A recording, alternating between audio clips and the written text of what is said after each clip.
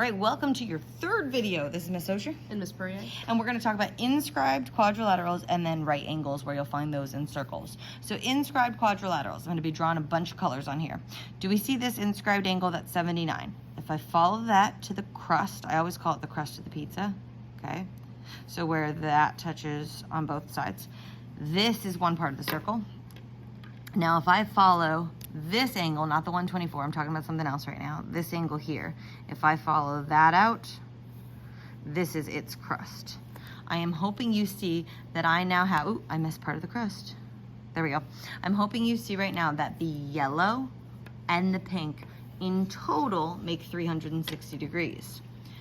These angles are inscribed angles, meaning they're half of the arc they intercept. So together, they're both half of 360. So together, they add to 180. Now that's important because anytime you have an inscribed quadrilateral, what all four corners are in the circle, touching it, the angles opposite one another, instead of being equal like with parallelograms, they add to 180. So I can do 180 minus 79 equals 81. So I know that this is 81 degrees. 124 is across from this one. So again, 180 minus 24 equals, sorry, that's a 124. Let me get that part correct first. 56. Boom. Okay, I did that in my head, so it might be wrong. But so that is the first thing. When you have angles across from each other like this, they add to 180. They're not equal. It's different. Okay. So for this example, we have the same exact thing. All angles are inscribed. So we have angle 60 and angle and 6y minus 60. We know that those add up to 180 degrees. So we could do 60 plus 6y minus 60 equals 180 degrees. So again, guys, those can cross out. 6y equals 180. Y will equal 30 here. So we got that. We want to find x and y. So we got y equals 30.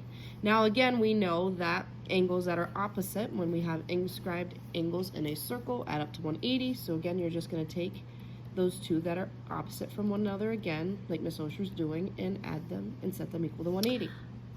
It should be 8, I'm pretty sure. I'm doing this in my head, so work with me, people. We subtract 8, we get 172. Yes, we do. So then x would equal, oh no. So we got 2x I'm going too fast. 172. 2x equals 172. Is that what I did wrong? Yes, I was doing too many steps at once. Okay, so these combine to 8. And then when I subtract 8, I get 172. And now I'm dividing by 2. And that should give me 86. Yeah, all right. Double check that math, but I'm pretty confident with my mental math right there. Yes. And if you want to double check yourself on your x and your y, plug them all in. And then you can add them all up and set them equal to 360, because all those angles inside a quadrilateral should equal 360. Excellent. Okay, last one is searching for right angles. So this is, for those of you who like puzzles, like this is gonna be your jam. There are two main ways we find right angles in a circle. The first, I'm gonna draw separately, is when you have an inscribed angle that's touching a diameter. If you think about this right now, this is 180. So no matter what I do here, if I put it there, if I put it there, if I go over here, all of those are gonna be right angles because they're all half of 180. So that's a right angle, that's a right angle, that's a right angle. The other place you will always find a right angle, and this is an important one, is when a radius touches a tangent. Anytime a radius touches a tangent, you're gonna get a right angle. Okay, so if we come over here now, that means I have a right angle here at angle JVE. As a reminder of how to name those, I have an angle here at angle JVT. This one I'm not sure about. I see a diameter here, so I'm gonna see, do I have any inscribed circles on it? I don't, or inscribed angles, I mean, excuse me. Okay, and then do I have any other diameters? I don't. This is looking like it's a right angle, but do we see how FG is not 180? It looks close to it, but it's not 180. I have another tangent here, and therefore when a radius touches it, I have right angles there and there.